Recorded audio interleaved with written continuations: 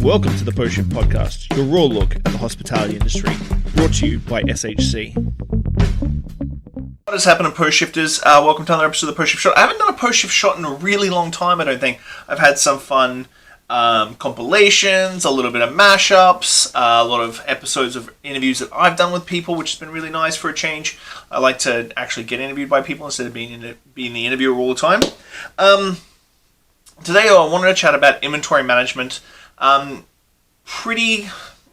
aggressively, but I want to talk about inventory management right now because a couple of things with everything reopening, especially here in BC, we've got to really figure out exactly how we're going to do our inventory management. So a couple of things. Let's kick it off. I've got about 5 points. So first point, if you can still do takeout alcohol, I think that's to July 15th, keep doing so. Now, when you're doing takeout, delivery, alcohol, wine, beer, so on and so forth, don't be chasing after the same cost of goods or profit margin as you would if it was in-house dining.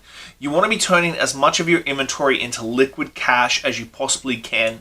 Now, this is a little bit difficult because if you haven't really done a delivery service this whole time, there's of course going to be issues with that. But your main goal right now during this time, like this sort of reduced capacity delivery service sort of thing, is turning that inventory into cash, because 9 times out of 10, most restaurants buy their inventory on credit cards, so you're paying interest on that, and if you're not turning it into cash flow, then it's just really just burning a hole in your pocket. So you want to turn your inventory into a cash flow as quickly as possible.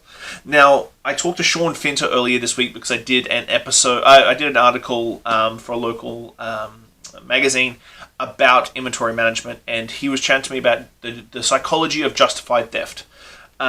This is something I don't talk about too much because it can be deemed as a negative attribute of the industry, but in this industry, inventory is seen as sort of like not as the same as cash. So what do I mean? So when we buy drinks for our guests or comp a table or throw someone on an account, technically, if you're not ringing this in through the POS and sending it to an account, whether it be a house account or a donation account or some sort of account on your POS, technically it is classed as theft. Now, I don't know why we don't see inventory as cash. I always have. Like, I've always seen inventory as expenditure spent instead of advertising or marketing, a whole bunch of things. So,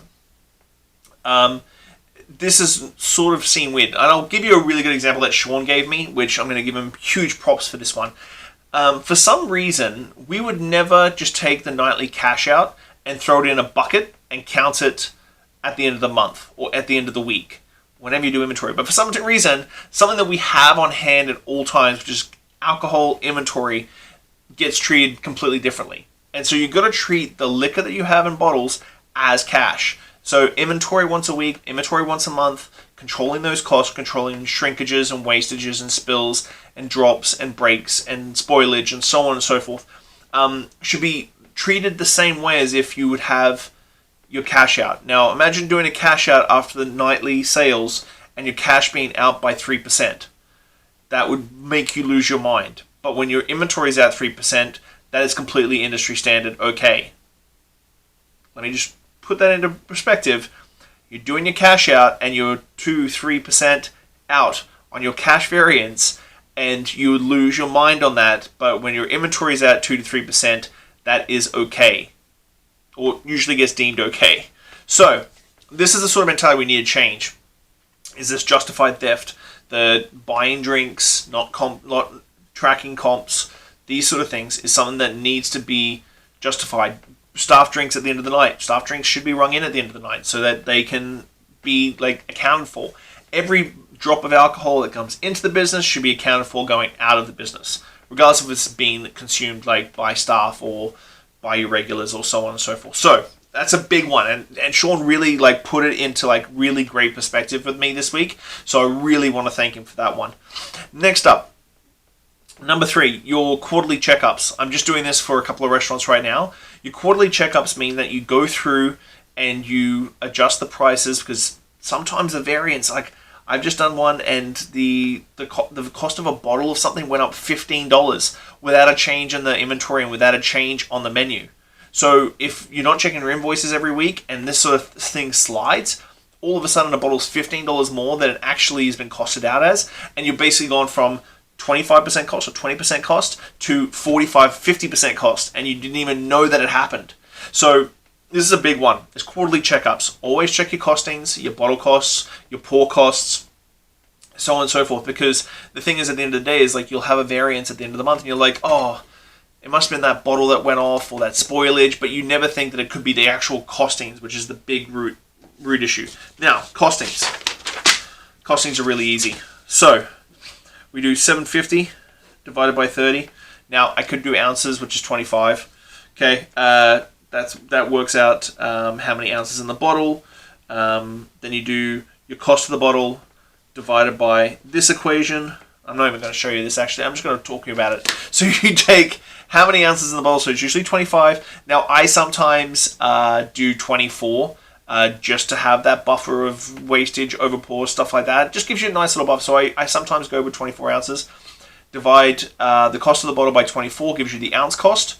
And the ounce cost divided by the sale cost gives you the cost of goods. You might have to rewind this a couple of times to get this. But this is something that's pretty simple and should be looked at pretty easily.